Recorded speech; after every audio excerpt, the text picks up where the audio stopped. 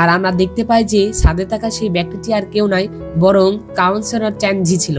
সে হ্যানলিকে বলছিল যে তারা দুইজন বাথটবে রোমান্স করছিল। আর এই কথা শুনে হ্যানলি হাসতে থাকে। সে বলে যে আমি ভাবতেও পারিনি যে তারা এত মিষ্টিময় হবে। তো এরপর আমরা দেখতে পাই যে লিনি আর ইং যখন শুয়েছিল তখন লিনি ইংকে বলছিল যে এতদিন ধরে আমরা একসাথে আছি, কিন্তু আমি তো তোমার নামই জানলাম না, তুমি তোমার নাম বলো। তখন ইং বলে যে তুমি কি জানো না যে আমি কমান্ডার হো? তখন লিনি তাকে বলে যে আমি শুধুমাত্র তোমাকে হো বলে ডাকতে পারি না, তোমার আসল নাম বলো। তখন ইং লিনিকে আবার একটি ভুল নাম বলে। তখন লিনি সেটি বুঝতে পারে। তো এরপরে লিনি যখন মন খারাপ করে তখন ইং তার নিক নেম বলে। সে তার নাম বলে যে ইং। আর সে লিনিকে বলে যে আমার মা বাবা আমাকে এই নামে ডাকতো। তো এরপরে আমরা ওয়েস্ট প্যাসিফিক আর্মি দেখতে পাই।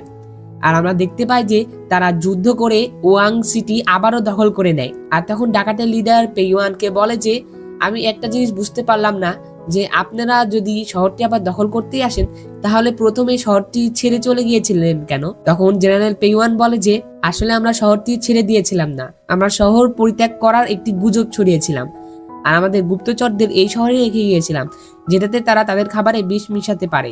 আর আমরা ভিতরের লোকেদের সাহায্যে শহরটি আবারও দখল করতে পারি। এটি একটি যুদ্ধ করার কৌশল। এর পরের দিন আমরা দেখতে পাই লিনি আর ইং যখন ঘরে ছিল তখন সেখানে চ্যাংজি চলে আসে। আর চ্যাংজি তাদেরকে যত্ন নিতে বলে। তখন লিনি তাকে বলে যে হ্যানলি তো বলেছিল যে আমি যদি এখানে থাকি তাহলে সে কমান্ডার হোকে এখান থেকে যেতে দিবে, তাহলে সে তার কথা রাখলো না কেন? তখন চ্যাংজি বলে যে হ্যানলি বলেছে যে আপনার যত্ন রাখার জন্য আমাদের দাসী যথেষ্ট নয়, আর কমান্ডার হু হচ্ছে আপনার সব থেকে বিশ্বস্ত মানুষ, তাই তাকে আপনার খেয়াল রাখার জন্য এখানে রাখা হয়েছে।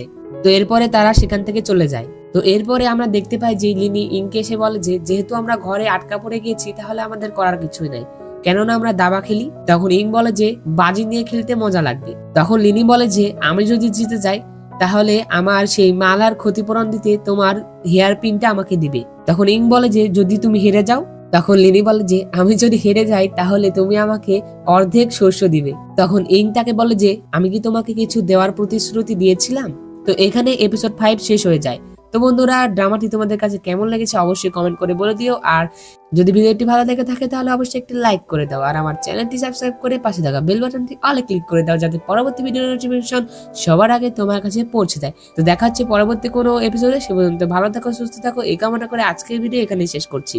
আল্লাহ হাফেজ।